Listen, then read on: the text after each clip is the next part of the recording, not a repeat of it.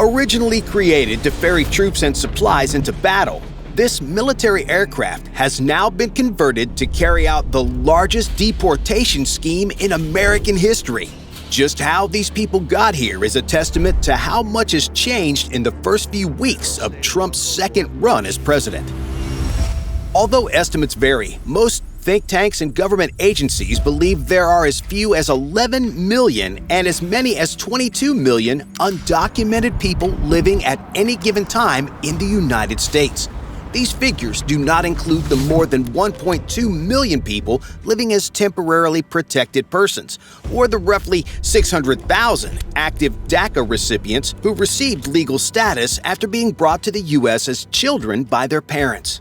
Both of these groups are in danger of losing their lawful status at any moment and then would be added to the total figure of undocumented persons.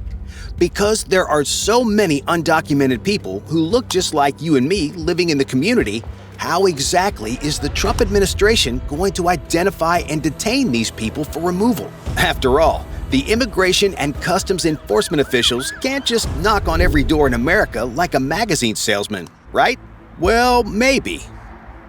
Because undocumented people are so thoroughly ingrained in the country, creating lists of who to go after and much less where they might be is a tall order. However, there are many rather easy ways to get arrest lists.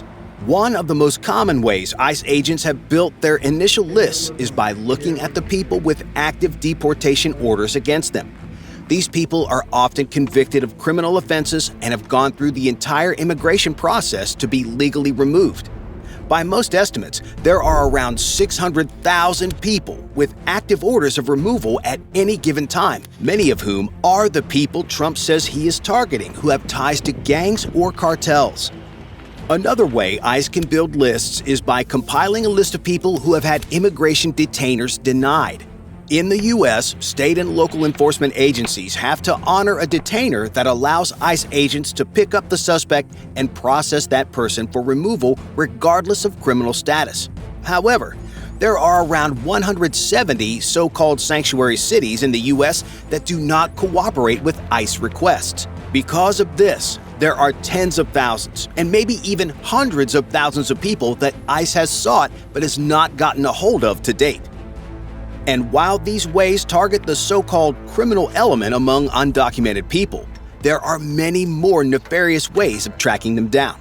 For example, some states, like Virginia, allow undocumented people to get a driver privilege card that looks exactly the same as a regular Virginia driver's license. The only difference is how to get it. All that is needed to obtain it are two forms of Virginia residency, a passport, and proof of Virginia tax returns. Once ICE runs down all the lists of those who had removal orders or denied retainers, they could very easily ask state DMVs for these records and begin going down the list like that. But just like anything, data is only as good as the information that is put into it. And some of the information in these lists may be years old or outdated. To verify this, ICE has some very creative ways to sniff out information from people without them even knowing it. They do this because of the Supreme Court. Whenever ICE comes to detain someone, they have what's called an administrative warrant. An administrative warrant differs from a judicial warrant in two ways. Firstly, the administrative warrant is not subject to the evidentiary standards of the U.S. Constitution. Secondly, an administrative warrant is signed off by Homeland Security and not an impartial judge. This is because most violations of immigration law, like unlawful presence or overstaying a visa, are not punishable by jail time. They are civil matters unless the person has done something worse, such as returning after being deported, human smuggling, or marriage fraud. Due to these limitations, the administrative warrants ICE carry on them do not give them the right to bust down people's doors or even stop them. This is why ICE uses legal trickery called ruses to get people to basically tell on themselves or others. A ruse is basically a legal lie. ICE agents have almost unlimited power to lie to anyone to meet their objective. This lying comes in many forms. It could be as simple as knocking on a door and asking if they could take a look around, or maybe calling someone and saying they left their ID and to please retrieve it. ICE agents are also trained to lie about who they are and say that they're just police to not raise suspicion. These ruses can also be more nefarious. ICE agents can use fake business logos and work uniforms, impersonate local police, and carry props like boxes, tools, and paperwork to make their cover story believable. The goal is to trick people into giving consent into their homes or businesses. Once inside, it's game over. So that reference I made earlier about magazine salesmen? Yeah, ICE can really do that. But once inside, how do ICE agents actually know they have the right person? In American immigration enforcement, there have been countless cases of mistaken identity. In fact, the last large-scale immigration operation like this occurred in the 1950s, and up to 60% of those deported were lawful American citizens. To avoid such a blunder like this again, ICE spends between 40 to 80 hours surveilling each subject before they go in for an arrest to verify their address, workplace, and schedule. Once on the scene, they have invested heavily in new technology to ensure the subject is who they want. This is where their biometric scanners come into play. After ICE agents have slapped their silver bracelets on people in the field, their first step is positively identifying them. The Department of Homeland Security has invested heavily in updating new biometric scanners as well as the databases these scanners source. For example, whenever an ICE agent arrests someone in the field, the agent presses their fingerprints on the screen. These fingerprints are then compared to more than 400 million sets of fingerprints across the DHS Automated Biometric Identification System and FBI Criminal Database, among others. With more than 400,000 sets of fingerprints being entered into these databases every day, there is a very high likelihood that the government already knows exactly who the person is. Once properly identified, the ICE agent will act as the on-the-scene immigration office to determine if the person has lawful status or not. If they can't determine it on the spot, then they'll have 48 hours to do so. However, this is very rare since ICE normally has very good intelligence already. After that, the detainees make their way from where they were arrested to what has been described by some as modern concentration camps. During fiscal year 2024, an average of 34,000 non-U.S. citizens were housed at more than 130 detention facilities across the U.S. at the cost of around $3.4 billion per year, or roughly $164.25 per prisoner per day. Here is what a person arrested by ICE can expect at a detention facility. Upon arrival at the main gates, it is an incredibly intimidating process. Inmates are immediately segregated based on their biological sex at birth. From there, guards lead the inmates to a holding area where they will complete intake. During the intake process, corrections staff ask a wide series of questions of the inmates. Everything from the mundane like height, weight, hair color, and tattoos for identification purposes to criminal history to help determine classification level. This is because, just like in the federal system, there are low, medium, and high-risk facilities depending on their criminal history and likelihood of violence. But those that will need to be moved to a higher-level facility will be transported in the morning. For now, the corrections officer has finished their intake questionnaire and takes the person to medical. Because ICE is responsible for a person's well-being from the moment of arrest to release, every inmate is afforded the right to medical and dental care. During intake, the inmates are assessed by a doctor and a nurse. If the person needs any prescriptions, the doctor will order them to continue with their medications while incarcerated. Once staff medically clears the new inmates, they're issued with what can only be described as a prison goodie bag. In it, they get their uniform, several sets of undershirts, socks, and underwear, along with some basic toiletries like a toothbrush, toothpaste, deodorant, and a towel. Like any other prisoner in the U.S., inmates have access to purchase things at the prison commissary to supplement their prison diet. But things are not what they seem. Starting with diet, according to ICE rules, adult inmates should be receiving about 2,400 to 2,800 calories a day. During these meals, inmates will have at least 20 minutes to eat and be accommodated for dietary and religious restrictions. During the day, inmates are allowed to make telephone calls, play board games and ping pong with each other, and get some exercise out in the recreation yard. However, This scenario is only how it is for a select few undocumented people.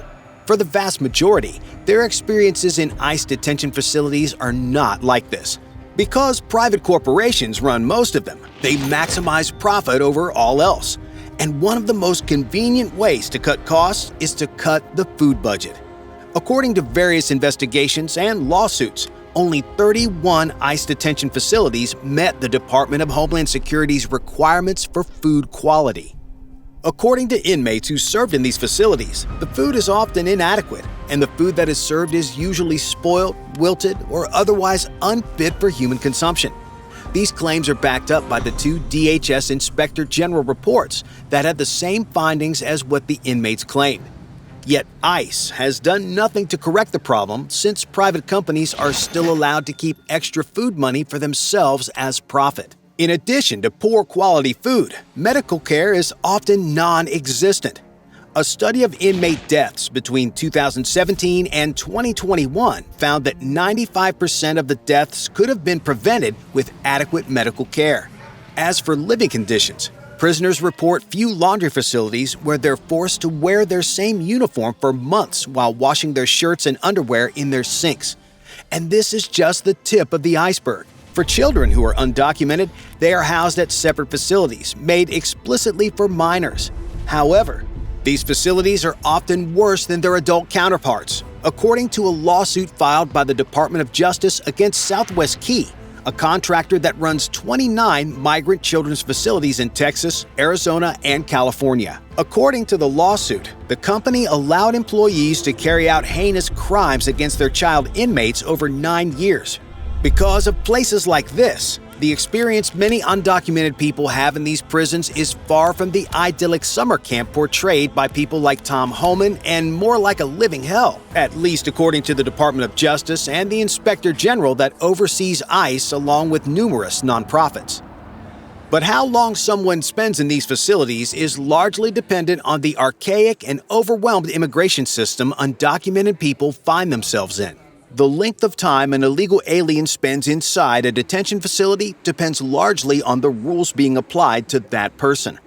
Under the expedited removal procedures instituted in 2019, a person who is caught within 100 miles of the border or within 14 days of illegal entry is subject to expedited removal proceedings if that person cannot prove they've been in the U.S. for at least 2 years. If a person is subject to expedited removal, they may be deported within days if they don't want to claim any immigration benefit like asylum. However, if the person does want to claim a benefit like asylum, they will plead their case to an asylum case manager. This person has the power to decide if the case has merit and can proceed to a full court process. If not, the person's attempt to stay is denied and the person is then deported. Those who successfully argue their case for asylum or have been in the U.S. for at least 2 years will then go before an immigration judge.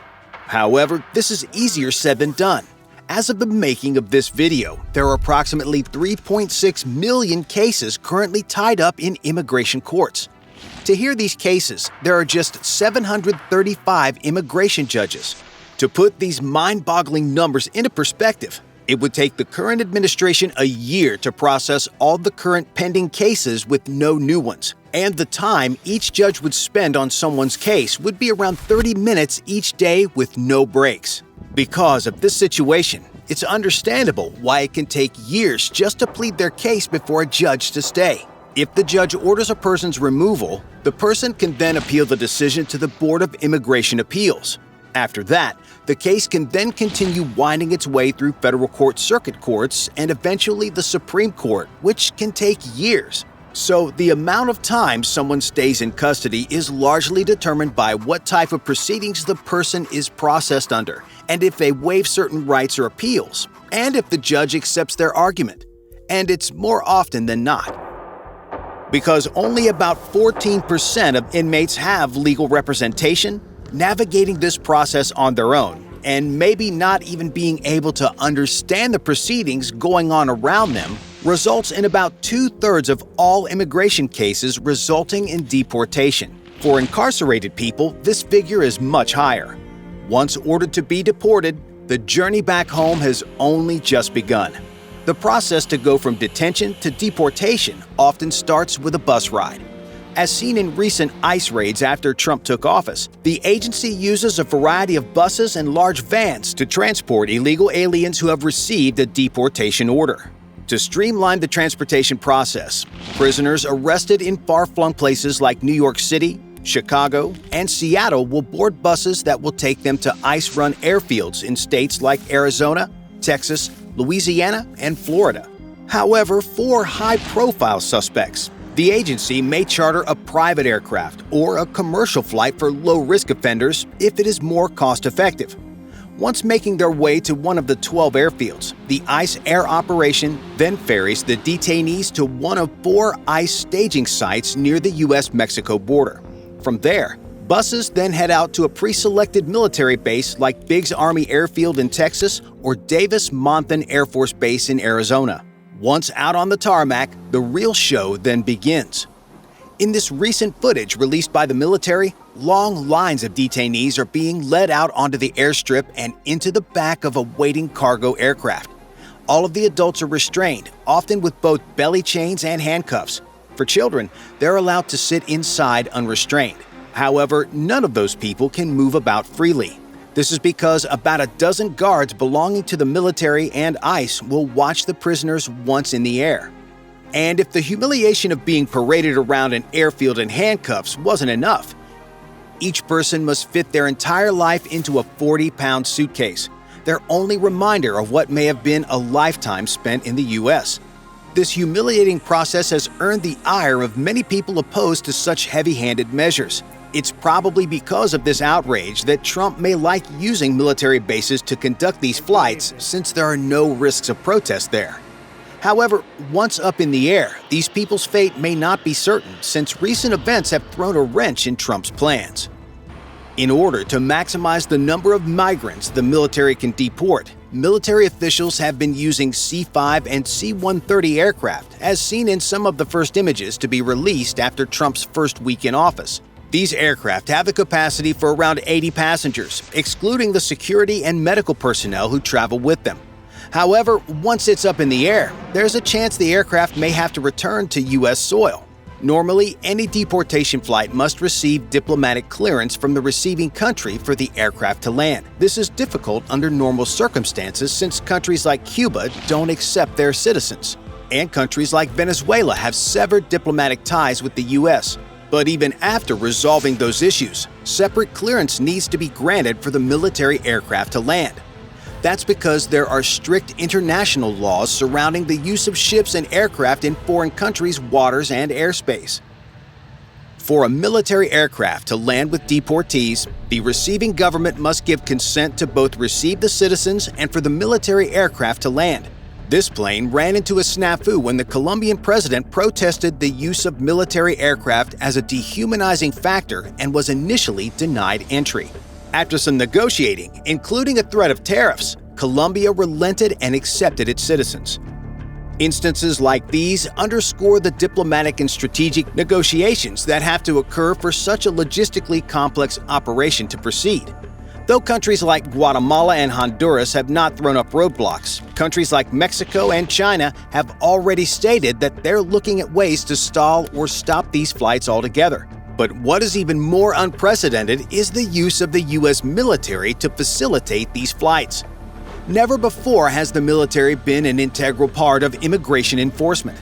As of now, it remains just the use of military aircraft. However, Trump's executive order making the Department of Defense as an active participant in stemming the tide of illegal immigration may open up the floodgate to even more controversial moves in the future, like directly participating in what ICE calls targeted enforcement raids. Bye for now.